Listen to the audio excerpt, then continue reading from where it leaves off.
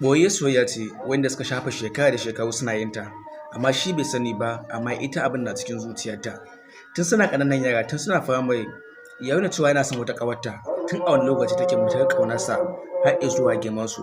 Kuma sannan har suka girma, shi ba mai kuɗi ba ne ba, suna zaune ne a gidan haya, dogon gidan haya masu manya-manyan gidaje. Ta bayyana cewa tana son sa, amma kuma ba wai ta bayyana mai bane ba, suna abota ne. Sannan dukkanin shawarar da ya zo nema tana ba shi shawara daidai yadda ta iya.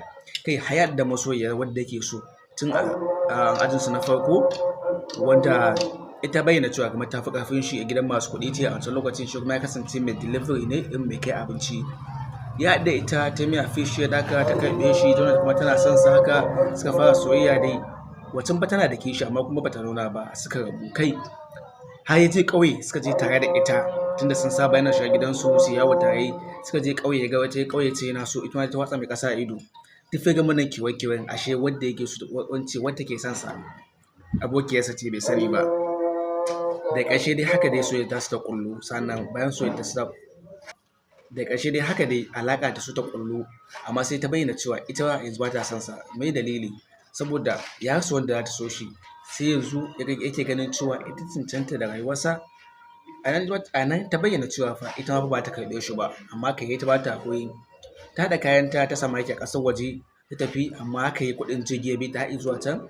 Daga nan ta amshi soyayyarsa ta ƙullu. Wannan labarin fim ɗin shine labarin fim mai suna Mai Taimako, wanda jarumi Danush ya fito. Wannan labarin fim ɗin shine labarin fim mai suna Mai Taimako, wanda jarumi Danush ya fito a cikin wannan labari. Sa'annan waƙoƙin cikin fina-finan an yi su kusan guda 4 ko 5, dukkaninsu masu daɗi ne. Sa'annan wannan labarin fim ɗin Danush ya yi ƙoƙari sosai ba ɗan kaɗan ba. Ƙaramin budget aka wannan fim ɗin, amma ya kawo babban kuɗi mai tarin yawa.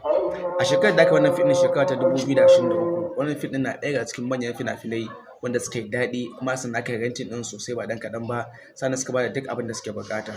Da dukkanin mai buƙatar wannan fim ɗin, akwai namba na a cikin bidiyon, ko kuma dai a cikin bio. Idan yana kalla TikTok ne, in kuma a Facebook ne zai iya ganin namba na a cikin profile don magana, don kuma shi kalla wannan fim ɗin.